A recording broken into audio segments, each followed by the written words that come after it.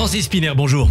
Bonjour. Et bienvenue. Un mot d'abord d'un anniversaire. Il y a 50 ans mourait Georges Pompidou. Pour l'homme de droite, le gaulliste que vous êtes, c'est quoi? C'est de la nostalgie? C'est un âge d'or? Ce n'est pas de la nostalgie, mais c'est un âge d'or. C'était quand la France était une puissance industrielle, qui avait le Concorde, qu'on lançait les grands travaux, et c'était un président humaniste.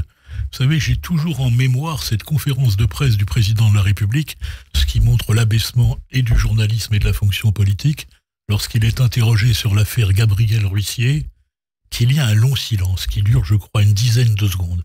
C'était le temps où on prenait le temps de réfléchir avant de répondre, qu'on ne cédait pas à la dictature de l'immédiat, et où il parle et il cite le poème d'Éluard. Le poème d'Éluard, oui, Mon remords, c'est le regard de l'enfant perdu. C'était quand les présidents de la République savaient qu'il y avait une culture française, ils écrivaient même des anthologies de la poésie française. C'était le cas de Georges Pompidou. Et c'est aussi une époque où le gaullisme était uni et puissant. Aujourd'hui, la droite gaulliste, qu'en reste-t-il? Le gaullisme n'a jamais été uni, il a été puissant parce qu'il y avait le général qui savait rassembler. Et il y avait des gens de tout horizon, mais qui étaient là dans la fidélité à un homme qui avait sauvé l'honneur de la France. Mais je voudrais remercier Madame Nakache parce qu'elle m'a appelé dissident. Et j'adore ce mot, parce que au temps de l'URSS, j'étais l'avocat de celui qui avait créé le groupe de surveillance des accords d'Helsinki, et les dissidents, c'était ceux qui défendaient la liberté. Et je trouve que c'est un très joli mot. Alors votre dissidence aujourd'hui, c'est de fonder un groupe au Conseil de Paris, le groupe Demain Paris. Vous êtes une douzaine et le groupe est appelé à s'accroître? Je l'espère. Je l'espère. Vous le faites au moment de la campagne des élections européennes. Quel lien entre les deux? Non mais, que Madame Dati se lance dans une aventure personnelle, motivée par son seul intérêt, c'est son affaire. Mais rester dans un groupe où il y a un membre du gouvernement que nous combattons. Nous avons été élus à la fois contre Madame Hidalgo et contre le camp macroniste, qui fait campagne pour une élection qui est très importante pour notre pays. Il faut que nos compatriotes comprennent que le Parlement européen, pour les 5 années à venir, va jouer un rôle déterminant. Quel est le spectacle de l'Europe aujourd'hui? Nous avons une Europe en crise, nous avons une Europe en guerre. Nous avons une Europe qui est confrontée à sa survie politique. Si M. Trump est élu, et s'il quitte l'OTAN, nous aurons le problème de la défense de l'Europe. Or, le combat, c'est le combat, comme au Moyen-Orient, entre le totalitarisme et le camp de la liberté. Le conflit de Gaza, c'est pas un conflit territorial. C'est un groupe qui veut la suppression de l'État d'Israël, mais qui veut s'attaquer aux chrétiens, qui veut s'attaquer aux Lumières. Poutine, c'est quelqu'un qui s'en prend aussi aux démocraties. Et donc, il y a l'impératif de défense. Nous n'avons plus cela. J'entends dire, parce que malheureusement l'amnésie et l'inculture sont les mamelles aujourd'hui de la vie publique, c'est pas la première fois que la guerre revient en Europe. Nous avons eu la crise yougoslave. Qui a réglé la crise yougoslave? Bosnie 92, Kosovo 99. Voilà. Qui a réglé cela? C'est pas l'Europe. L'Europe a montré son incapacité à l'époque et c'est l'OTAN qui a réglé ça. S'il n'y a plus d'OTAN, que va-t-il se passer? Qui tient un langage de vérité? Et donc, François-Xavier Bellamy mène une campagne courageuse parce que nous sommes à la fois patriotes et européens. Et Rachida Dati, au groupe LR de Paris, devrait le soutenir lui et pas Valérie Hayé, la candidate du président. Non mais elle n'est plus. Lorsque vous rentrez au gouvernement, vous n'êtes plus membre des Républicains. Lorsque vous soutenez Madame Heyer, vous n'êtes plus membre des Républicains. Et je pense qu'il y a une cohérence. Alors je sais bien qu'un certain nombre de mes amis, entre guillemets, plus soucieux de leur réélection, sont prêts à toutes les compromissions en disant « Paris vaut bien une messe », disant Henri IV, eh bien Paris vaut bien Renaissance. Mais ça ne se passe pas comme ça. Moi, je combats Madame Hidalgo et sa majorité. Je souhaite que Paris connaisse l'alternance. Mais l'alternance, vous ne la ferez pas par les cuisines d'arrière-comptoir, par les manœuvres. Et d'ailleurs, aujourd'hui, c'est l'échec de ce que fait Madame Dati. On pourra parler, si vous voulez, des sondages, parce qu'il faut savoir les lire. On va en parler. Mais aujourd'hui, M. Bournazel, pour Horizon, est toujours candidat. Madame Gattel, pour le MoDem, émet de plus grandes réserves. Hier encore, M. Clément Beaune a dit qu'il n'y avait pas d'évidence à ce que Mme Dati soit candidate Renaissance. Et chez l'électorat républicain, il y a un certain trouble. Donc moi, mon rôle, c'est de préparer l'alternance pour mettre fin à cette majorité socialo-communiste escrologiste et de dire, effectivement, Paris doit revivre, Paris doit respirer. Et donc, il faut le faire dans le respect à la fois des électeurs et des forces politiques qui vont contribuer à préparer cette alternance avec le mouvement associatif, avec les gens comme Saccage Paris, avec toutes les associations qui luttent contre la prolifération du crack, qui sont pour d'autres mobilités. Il faut faire un projet. Il suffit pas de dire j'arrive, je suis la candidate investie parce que je suis la meilleure et que je vais gagner. Il faut construire un projet dans le respect des forces et des électeurs. Et donc c'est avec ces associations que vous allez construire le projet plutôt qu'en allant discuter avec Modem, Horizon. Non, je discuterai avec tous ceux qui veulent mettre fin à cette majorité qui, depuis 10 ans maintenant, règne sur Paris, et avec les Parisiens qui votent avec leurs pieds puisqu'ils quittent Paris. Voilà. 120 000 Parisiens en moins en quelques années. Mais ce qu'il faut bien comprendre, c'est que la page de Madame Hidalgo est tournée. Quand vous voyez le sondage, qu'est-ce qui va se passer? Paris reste malheureusement politiquement, sociologiquement, de gauche. Et ils ont un nouveau champion, d'après les sondages. Et donc, le nouveau champion, c'est les socialistes, on a assez donné, ils ont mal géré la ville, mais on veut rester à gauche, donc on va prendre Monsieur Jadot. Donc, c'est fini, Madame Hidalgo. Mais il faut éviter Monsieur Jadot, qui peut se révéler être pire que Madame Hidalgo. Et c'est pas Rachida Dati qui est la mieux placée pour battre Jadot? Écoutez, je ne le crois pas, puisque quand je regarde les sondages, le fameux sondage, à 38%, c'est 2 points de moins de ce qu'avaient fait les listes Renaissance et de ce qu'avaient fait également les listes républicaines. Deuxièmement, quand vous demandez aux Parisiens le souhait de victoire, 29% disent on veut ni d'Hidalgo ni de Madame Dati.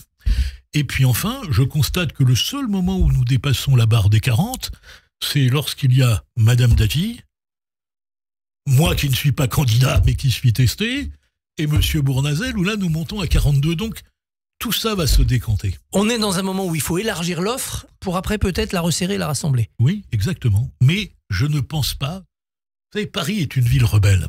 Moi, c'est ma ville, j'y suis né, j'y ai fait de mes études depuis l'école communale jusqu'à l'université. J'ai habité dans une dizaine de quartiers de Paris, je connais bien ma ville. Paris, c'est une ville frondeuse. Depuis Étienne Marcel. Voilà. Et donc, le candidat du président de la République, Madame Dati devrait se souvenir ce qui est arrivé à Monsieur Dornano, elle devrait se souvenir ce qui est arrivé même à Philippe Séguin, qui était un homme d'une autre trempe. Et même à Lionel Jospin. À Lionel Jospin et à Monsieur Griveaux, qui lui y avait mis beaucoup du sien, cela dit. Mais voilà, le candidat du président de la République, ça marche pas. Il faut une offre à partir de ce qui se passe dans les quartiers, dans les arrondissements, avec toutes les forces pour mettre fin à ce qui est aujourd'hui la faillite et la tristesse de vivre à Paris. Les Jeux Olympiques vont incarner cette faillite ou au contraire, ça peut être le moment d'un sursaut? Écoutez, moi j'avais dit que moi j'aime mon pays et j'aime ma ville. Donc je souhaite que les Jeux Olympiques soient un succès. Et au temps de la Grèce antique, il y avait la trêve olympique. Admettons qu'il y ait une trêve politique pendant les Jeux. Cela dit, on fera le bilan après. Combien ça a coûté? Est-ce que nous avons dépassé les budgets? Est-ce que c'est un succès populaire? Et surtout, malheureusement, nous avons aussi le problème de la menace terroriste. Parce que, pour revenir sur l'Europe, nous avons 2 défis. C'est la montée du totalitarisme et c'est aussi la montée de l'islamisme radical et du terrorisme, dont on vient encore de voir les effets à Moscou. Mais on a vu aussi que Erdogan était en recul dans les élections municipales en Turquie. Il était temps. Voilà, la guerre en Ukraine, elle ne s'est pas passée en 4 jours comme Poutine le prévoyait en 2022. On arrive, les Européens, à tenir les totalitarismes en échec. Votre optimisme fait plaisir, Monsieur Barbier, mais je ne suis pas sûr que... Vladimir Poutine a surestimé son armée, il a sous-estimé la résistance des Ukrainiens. Mais on voit bien aujourd'hui que si les Ukrainiens ne sont pas aidés par un effort considérable en matériel, ils vont perdre la guerre. À l'usure. Hein. Voilà. Donc, de ce point de vue-là, il faut être vigilant. Et puis surtout, qui va produire? Qui va donner les munitions? Qui va faire preuve de solidarité? C'est un vrai sujet. Quelque chose va changer d'ici les municipales à Paris, c'est la loi électorale. Probablement, la loi dite PLM, Paris-Lyon-Marseille, va bouger. Vous êtes favorable à cette évolution? On aurait 2 bulletins. Un bulletin pour son maire d'arrondissement et puis un bulletin pour le maire de Paris. Écoutez, lorsque j'ai été élu maire du 16e arrondissement, au bout de 3 mois, j'ai dénoncé ce système et j'ai souhaité la transformation. Dans l'indifférence générale, personne dans le camp macroniste a repris cela. Donc, oui, le mode de scrutin est un progrès, mais manifestement, ceux qui sont à l'origine de cette loi ne connaissent pas Paris. Mais c'est vrai qu'il n'y a pas de maire macroniste à Paris, dans les arrondissements. Le problème, c'est pas seulement le mode de scrutin, c'est la répartition des pouvoirs entre la mairie centrale et le maire d'arrondissement. Aujourd'hui, le maire d'arrondissement n'a aucun pouvoir. Et si vous ne les équilibrez pas, vous avez en réalité une mairie centrale qui impose ce qu'elle veut aux habitants. Je prends un exemple très simple, qui était l'aménagement du Champ de Mars. La maire du 7e, Madame Dati, le maire du 15e, le maire du 16e, nous ne représentions que près de 450 000 habitants, électeurs, tous élus confortablement, nous étions contre ce projet. Eh bien, Madame Hidalgo n'en a eu cure, et elle a voulu l'imposer. Autre Cadéro, nous avons réussi par des moyens détournés, légaux s'entend, mais détournés, à empêcher ce qu'elle essaye à nouveau de refaire. Donc, si vous n'avez pas un rééquilibre des pouvoirs entre la mairie centrale et la mairie d'arrondissement, ça ne fonctionne pas. Or, ce projet est totalement muet. C'est un simple projet de réforme du mode de scrutin.